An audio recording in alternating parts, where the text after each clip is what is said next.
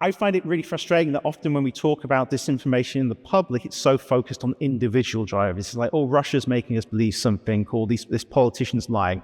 It's actually really what I would say is a group of different types of drivers. And I've attempted to categorize them. So we have these structural and technological drivers. So this is stuff like the way the algorithm works, that people now have online platforms that reward monetization for engagement, that traditional gatekeepers, the newspapers have, for example, have really failed to adapt to these new technological changes, and that the information ecosystem itself is fragmenting. We then have psychological and social drivers. So we have biases and motivated reasoning, we have identity and community reinforcement, doctrine enforcement and purity testing, just look over at America at the moment and see that in action, and crisis catalyst and fear-based thinking. And then we have the political and economic drivers.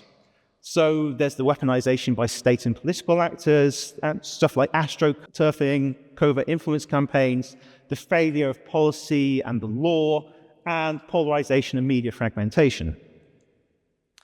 The thing is, these aren't always the same in every single situation. Depending on the individual, the group, they can change depending on the circumstances. So we always need to consider what these drivers are. And I think it's important to understand this because when we're thinking about interventions, if we're always doing kind of top-down interventions, we aren't always addressing these drivers. We need to think about how do we look at each of these drivers and address those, rather than saying, oh, well, let's point the finger at Russia again.